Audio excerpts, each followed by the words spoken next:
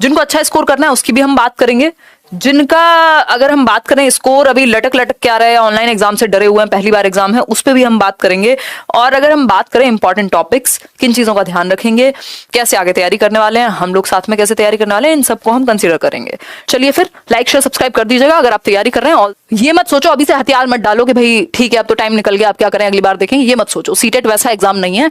अगर आप आज भी तैयारी करना शुरू करते हैं तो आपकी अंडरस्टैंडिंग भी काम आएगी, आपका प्रीवियस नॉलेज भी काम आएगा। ये मत सोचो आप पहली कक्षा में हो, आप ऑलरेडी बीएड डीएलएड उससे पहले 12 साल 13 साल 15 साल पढ़ चुके हो, तो आपको समझने में ज्यादा समय नहीं लगेगा। अगर हम बात करें 10 डेज स्टडी प्लान किया, 10 दिन में हम आखिरी के 10 दिन में कैसे इन सब्जेक्ट्स को डील करें, कौन से सब्जेक्ट्स पे ज्यादा फोकस करें कि हम एटलीस्ट क्वालिफाइंग मार्क्स से ऊपर लेकर के आए, है ना।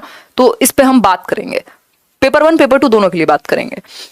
अगर बात करते हैं सीटेट की, तो 10 डेज प्लान की जब हम बात करें तो हमें पता है 5 सब्जेक्ट्स हैं पेपर 1 में। पेपर 1 में है कितने, 5 सब्जेक्ट्स, और 4 सब्जेक्ट्स हैं आपके पेपर 2 में। ठीक है, इतना हमें पता है। पेपर 150 नंबर का पेपर है आपका, 150 ही मिनट मिलेंगे, यानी 2.5 घंटा 150 क्वेश्चन के लिए, 1 मिनट 1 क्वेश्चन के लिए, जिसमें आपको ओएमआर शीट भरनी नहीं है इस बार। ठीक, तो अगर हम बात करते हैं सीडीपी की यानी बाल विकास की, तो ये 30 मार्क्स का है। पेपर 1 में भी पेपर 2 में भी सिलेबस डिट्टो सेम है, पेपर 1 का भी पेपर 2 का भी, इन 3 सब्जेक्ट्स के लिए। हिंदी इंग्लिश, जिसमें पेडागोजी और पैसेज दोनों रहते हैं। पैसेज इस बार चैलेंज होने वाला है, वैसे भी पैसेज में बहुत सारे लोग नंबर गवाते हैं, बट इस बार ऑनलाइन पैसेज पढ़ना पड़ेगा, तो थोड़ा सा चैलेंज कई लोगों के लिए हो सकता है, जबकि आसान है। क्योंकि आप क्या करते थे ऑफलाइन में, आपको पहले पैसेज दे दिया जाएगा, उसके बाद सारे क्वेश्चन है। यहाँ आपको हर क्वेश्चन के साथ पैसेज है, तो टाइम आपका बचेगा, ऐसा नहीं कि बहुत दिक्कत होने वाली है। तो ऑफलाइन को एक अच्छी चीज की तरह लेना है, इसको डर की तरह नहीं लेना। ठीक, आपको तो बस क्वेश्चन पढ़ के आंसर करना है, उस बात से क्या फर्क पड़ता है ऑफलाइन है कि ऑनलाइन है, बल्कि आपका टाइम बचेगा ओएमआर नहीं भरनी। ठीक, 30 नंबर की हिंदी। अब ये जो 90 मार्क्स का पूरा मसला है, ये एकदम कॉमन है पेपर 1 पेपर 2 दोनों में। और अगर इन 3 सब्जेक्ट्स को अच्छा कर लिया जाए तो आपका पेपर क्वालिफाई होने से रोक नहीं सकता कोई। क्यों? क्योंकि एवरेज मार्क्स तो आप बाकी के 2 बचे हुए सब्जेक्ट में भी ले आएंगे, तुक्के भी लगाओगे, नेगेटिव मार्किंग है नहीं, तब भी कम से कम आप पास की तरफ तो जा सकते हो, है ना। ये बिल्कुल डूबने वाली स्थिति में मैं बात कर रही हूँ। हालांकि आप अगर अगले 10 दिन तक मेरे साथ भी जुड़े हुए हैं तो ऐसा स्थिति में बनने नहीं दूंगी कि आपको ऐसी दिक्कत होगी आपके 90 ना है। ठीक, तो 90 मार्क्स आपके बहुत ज्यादा कंट्रोल में होने चाहिए। पेपर 1 पेपर 2 दोनों में कॉमन है, दोनों लेवल सेम है, कोई खास डिफिकल्टी का अंतर नहीं है।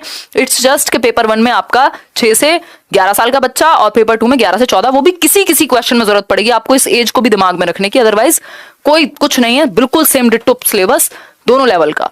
ठीक, अगर हम बात करते हैं सीडीपी की, तो अभी अगले 3 दिन, क्योंकि 10 दिन हमारे पास हैं तो थोड़ा सा प्लान करेंगे। अगले 3 दिन आप क्या करने वाले हैं, जस्ट 3 डेज एक पेन पेपर रजिस्टर जो मिल जाए लेकर के बैठना है।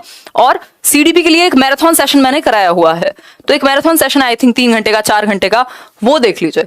कुछ भी एक्स्ट्रा मत पढ़िए, कोई किताब मत उठाइए, कुछ मत करिए, कोई पेपर मत उठाइए, सिर्फ ये सीडीपी का मैराथन सेशन देख लीजिए। सर्च कर लीजिए CDP marathon session by Himanshu.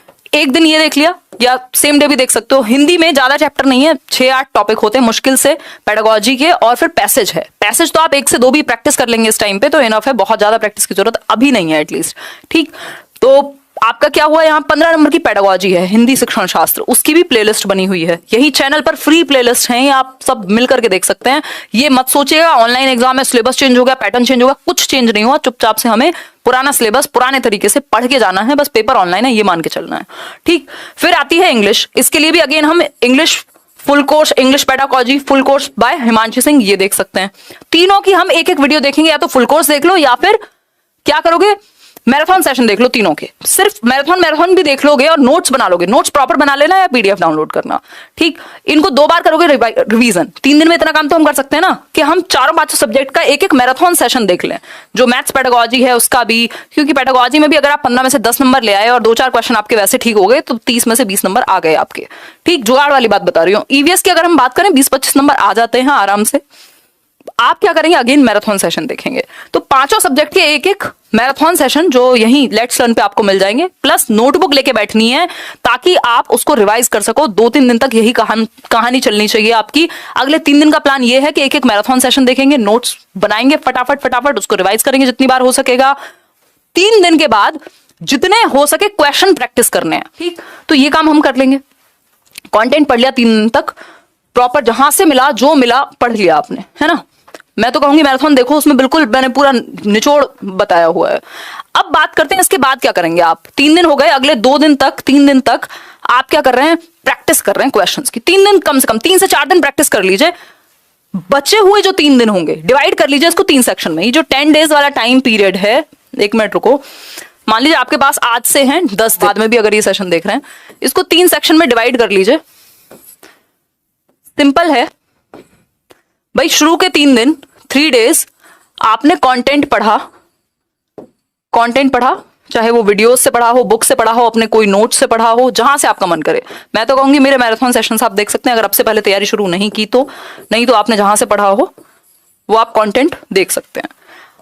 अगले जो नेक्स्ट 3 डेज होंगे आपके, 3 to 4 डेज, इवन 4 डेज लिख लेते हैं, आप फुल प्रैक्टिस करेंगे। जहां एरर आ रहा हो, जहां आप रुक रहे हो, वहां ये देखेंगे आपके नोट्स में, जहां पे जो भी आपने समझा था, कितने क्वेश्चन सॉल्व हो पा रहे हैं, जितने हो पा रहे हैं, जितने नहीं हो पा रहे हैं उनको बाद में देखेंगे। ठीक है, शुरू के 3 दिन में सिर्फ क्वेश्चन सॉल्व करेंगे, लास्ट के 1 दिन में जहां जहां डाउट था उसको भी देख लेंगे कि भाई जो बिल्कुल ही नहीं समझ आ रहा था उसको भी देख लेंगे। तो ये एक बात हुई, 4 दिन क्या करनी है, प्रैक्टिस करनी है, ऑनलाइन ऑफलाइन। प्रीवियस ईयर इसमें जरूर होने चाहिए आपके। 2 चीजें, एक तो सीटेट की वेबसाइट से मॉक टेस्ट, जैसा पेपर आपका ऑनलाइन में आने वाला है, ctet.nic.in, मैं लिंक दे दूंगी, और दूसरा आपका प्रीवियस ईयर पेपर। अगर इन लास्ट 3 डेज की बात करूं तो आपको सिंपल जो भी पढ़ा था उसको फिर से रिवाइज करना है, क्योंकि दिमाग में टिकना चाहिए। अगर आप यहाँ कितने भी क्वेश्चन लगा लोगे, जरूरी नहीं है वो क्वेश्चन तो आपको सेशन में मेरे साथ भी आप कर लोगे। रिवीजन करना है जितना हो सकता है, सिर्फ रिवीजन, सिर्फ रिवीजन, सिर्फ रिवीजन। जहां डाउट हो, क्वेश्चन अगर कुछ सॉल्व किए हैं, दिन के 50 क्वेश्चन सॉल्व कर रहे हो, 100 क्वेश्चन सॉल्व कर रहे हो, रिवीजन के साथ करो। ठीक, तो ये 3 दिन, जो 3 सेक्शन में हमने प्लान किया, 10 दिन को, शुरू के 3 दिन कंटेंट सारा रिवाइज कर दो, सिर्फ मैराथन देख लो। अगर कुछ नहीं भी देखना तो कोई नोट्स बनाए, वहां से रिवाइज कर लो। अगले 4 दिन में प्रैक्टिस करो दबा करके। सीटेट की वेबसाइट और प्रीवियस ईयर सीटेट की वेबसाइट पे मिल जाएंगे, और मॉक टेस्ट भी मिल जाएंगे, सिर्फ वहां से लगाओ, ये बिल्कुल फ्री है, इनमें कुछ भी ऐसा नहीं है। फिर अगले 3 दिन बचे हुए आप रिवीजन कीजिए, जो भी आपने यहाँ शुरुआत के 3 दिन में नोट्स बनाए थे, जो भी आपके पास वीडियो देखे थे, उनको फिर से रिवाइज करना। फिर हम बात करेंगे कौन से वो वर्ड्स हैं जिनसे आपको बचना है या जिन पे ज्यादा ध्यान देना है, स्पेशली उन लोगों के लिए जो नंबर बढ़ाने की बात कर रहे हैं या पास होने की बात कर रहे हैं, दोनों के लिए इंपॉर्टेंट है ये चीज। ठीक, कि हमें कुछ वर्ड्स को ध्यान में रखना पड़ता है। एक्शन प्लान पे अभी हमने बात की है, उसी को समझेंगे। चलिए फटाफट से समझते हैं। अब कुछ वर्ड्स हैं जो आपको पेडागोजी में ध्यान देने हैं। देखो, पेडागोजी शब्दों का खेल है, ये कोई गणित नहीं है कि आपको नंबर्स प्लस माइनस करके हो जाएगा। कई बार सेम बात को, सारी बातें सही हो सकती हैं, बट भाषा आपने पढ़ी किस तरह से उस पर डिपेंड करेगा। ठीक, तो एक्सेप्ट और नॉट जहां लिखा हो उसको ध्यान से पढ़ना है, ये आपको ध्यान रखना है क्वेश्चन सॉल्व करते हुए। अगले जो भी आप प्रैक्टिस करेंगे इतने दिनों, एक्टिविटी, इंक्वायरी और इंटरेक्शन का मौका देना बच्चों को जितना हो सके। जहां बच्चा एक्टिव है वो बच्चे की भलाई का या 1 नंबर दिलाने का सीधा साधन है आपको। बच्चे को कोऑपरेशन, असिस्ट, कोलैबोरेशन, इस तरह के प्रोजेक्ट्स में डालना है जहां वो एक दूसरे का सहयोग करे, पीयर लर्निंग हो, एक दूसरे के साथ बैठ करके सीखे, ग्रुप्स में सीखे। क्योंकि वाइगॉस्की का थॉट है, समाज और संस्कृति से बच्चा सीखता है बहुत ज्यादा। कंफर्ट नहीं देना टीचर को कोई भी, किसी भी ऑप्शन में जब भी बात हुई हो कि टीचर को आराम देने के लिए, टीचर का लोड कम करने के लिए, तो ऐसा हम नहीं करते। टीचर क्या है, सुपरमैन, सुपर वुमेन है, जिसको ना लोड कमी की जरूरत है ना आराम की जरूरत है, उसको सिर्फ चुपचाप से काम करना है, खुश होकर के, बच्चे के भले के लिए। ऑल ऑफ द अबव ज्यादातर चांसेस हो जाते हैं कि कई बार सही होता है। ये बेसिकली कुछ रिसर्च भी है कि 33% चांसेस होते हैं कि ऑल ऑफ द अबव हो सकता है। अगर आप कंफ्यूज हो कोई एक ऑप्शन को एलिमिनेट करने में, तो आप ऑल ऑफ द अबव के साथ चले जाएं। अगर नन ऑफ द अबव की बात आए तो आपकी 100% श्योरिटी जरूरी है कि आप श्योर हैं कि बाकी के 3 ऑप्शन नहीं होंगे, तब none of the above answer होता है। बहुत कम केसेस में, उससे ज्यादा चांसेस होते हैं ऑल ऑफ द अबव के, है ना। ये तुक्कों वाली बात चल रही है अभी तो। मैचिंग क्वेश्चंस अब तो स्पेशली आने लगे हैं, इस बार ज्यादा उम्मीद है कि आएंगे। जैसे कॉलम ए दे दिया, कॉलम बी दे दिया, फिर लास्ट में पता करेगा, आपसे पूछेगा कि कौन सा सही है। तो इसके लिए तो आपका कॉन्सेप्ट का अच्छा होना जरूरी है, इसका दूसरा तरीका नहीं है। ठीक, इसका एक तरीका है वैसे कि मान लीजिए आपने शुरुआत के 2 देखे, उनका किसी भी 2 का अगर आपको सही आंसर मिल गया तो आप तुक्का बढ़ा सकते हैं। फिर है सॉल्व करते समय पैसेज को ध्यान रखना है। पैसेज में अगर दिन को रात कहा गया है तो आप दिन को रात कहेंगे, अपना एक्स्ट्रा दिमाग नहीं लगाएंगे। ठीक है बात, पैसेज बहुत इंपॉर्टेंट है, क्योंकि पैसेज हो जाते हैं आपके 15-15, 30 नंबर के पैसेज हो जाते हैं। 4 पैसेज आते हैं आपके, एक 8 नंबर का, एक 7 नंबर का। हिंदी में 15 नंबर के पैसेज, इंग्लिश में 15 नंबर के पैसेज, तो 30 नंबर आपके बहुत इंपॉर्टेंट है। अगर पैसेज ना पढ़ा हो एक भी, तो कम से कम 2-4 पैसेज प्रीवियस ईयर के सिर्फ सॉल्व करके देखिएगा, आपको आइडिया लग जाएगा कि कैसे पैसेज आते हैं। ठीक है, मदर टंग की अगर हम बात करें, मदर टंग को इंपॉर्टेंस देनी है। बच्चे की मातृभाषा को हमेशा क्या करना है, एक्सेप्ट करना है, बढ़ावा देना है, प्रोत्साहन देना है। बच्चे को कभी भी मना नहीं करना, डिनाय नहीं करना, अपनी बात को एक्सप्रेस करने के लिए। किसमें, मातृभाषा में। ठीक, फिर है don't leave a single question, एक सिंगल क्वेश्चन भी आपका छूटना नहीं चाहिए 150 नंबर के पेपर में। 150 क्वेश्चंस हैं, 150 मिनट्स हैं। इस बार OMR भी फिल नहीं करनी, बहुत टाइम है आपके पास, दुनिया का सारा टाइम आपके पास है, लेकिन एक सिंगल क्वेश्चन नहीं छोड़ना। सेक्शन वाइज वो मैं लास्ट टाइम में बता दूंगी टाइम मैनेज कैसे करेंगे आप पेपर में, ठीक है। तो उस केस में आपको ध्यान ये रखना है कि 150 क्वेश्चन है अगर, तो एक भी क्वेश्चन ना छोड़ूं। रीजन क्या है, एक तो नेगेटिव मार्किंग नहीं है, तो आपके पेपर में अगर आप गलत भी कर देते हैं तब भी आपको माइनस में नेगेटिव मार्किंग, माइनस में नहीं जाएंगे नंबर, ठीक। दूसरी बात यह है कि फिर फायदा क्या है जब नेगेटिव मार्किंग नहीं है तो पेपर छोड़ने का। दूसरा, कॉमन सेंस से क्वेश्चन सॉल्व होते ही हैं, है ना। अगर आपने लास्ट तक आप पहुंचे ही नहीं और लास्ट में क्वेश्चंस इजी हुए तो फिर दिक्कत है ना, अगर आपका पेपर छूट गया तो फिर इशू है। आप किसी भी सेक्शन को नहीं छोड़ सकते 5 में से, आप किसी सेक्शन में कम नंबर लाएं, ज्यादा नंबर लाएं, बट आप सेक्शन नहीं छोड़ सकते पूरा का पूरा कि आपने क्या सोचा कि 3 सब्जेक्ट अच्छे से कर लेती हूँ, 4 सब्जेक्ट अच्छे से कर देती हूँ, 5वें को छोड़ देती हूँ।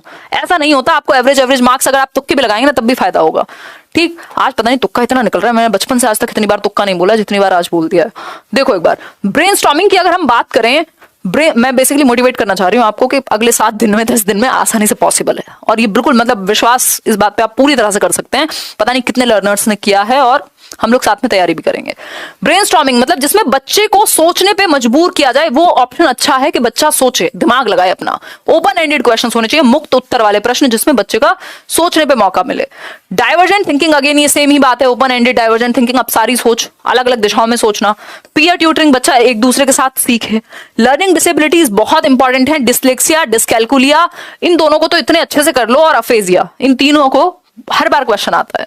भाई डिसलेक्सिया क्या है, रीडिंग डिसेबिलिटी है कि बच्चा 100 को वॉज पढ़ेगा, डॉग को गॉड पढ़ सकता है।